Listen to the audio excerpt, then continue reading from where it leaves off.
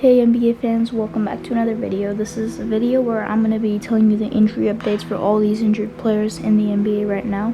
Without further ado, let's get into it. So LaMelo Ball injured himself in late March against the Clippers. It was a left-hand wrist injury where he was ruled out for around the remainder of the season, but miraculously he made a speedy recovery and is now expected to play around 3 to 4 days, which is a really good sign. His teammate Gordon Hayward, on the other hand, is expected to miss almost the rest of the season unless a miracle happens. He had a lower foot injury against the Pacers right there when he stepped on Miles Turner's foot, and like I said, he's out for the rest of the season most likely.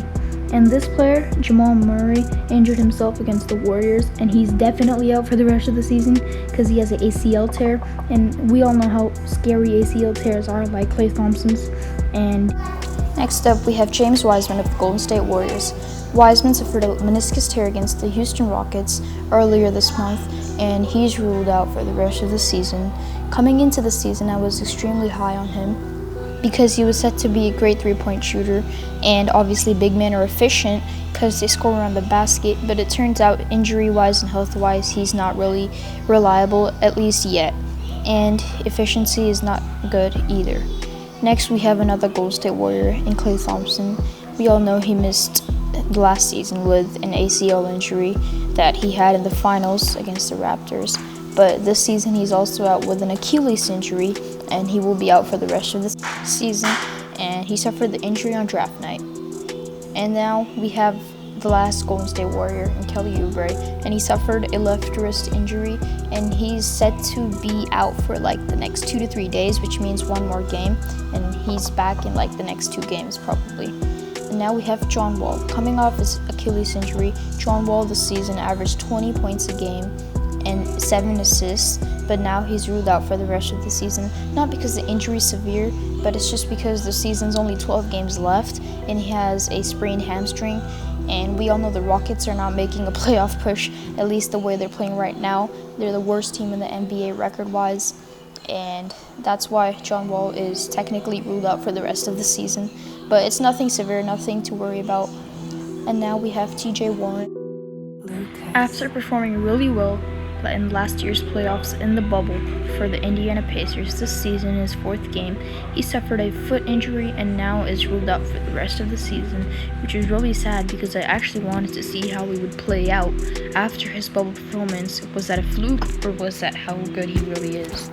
Kawhi Leonard of the Los Angeles Clippers suffered a foot injury a few weeks ago, and now it's still a little bit sore for him, so he's ruled as day-to-day, but he'll most likely play the next game on Saturday night, and if he does, then it's just good to see a good star player back at it.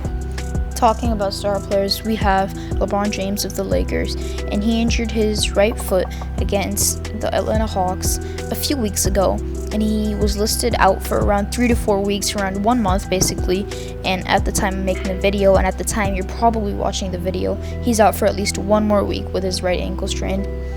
Next, we have Giannis Antetokounmpo. And before I talk about him, Kevin Porter Jr. just dropped 50 points and 11 assists, which he is the youngest to do so.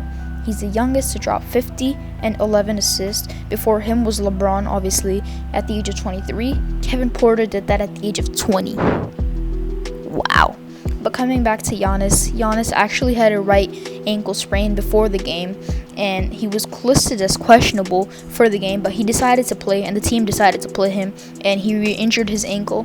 Now he's listed to be out for the next game, but then after that game, it's questionable that he might play or not, so he's listed as day-to-day as of now.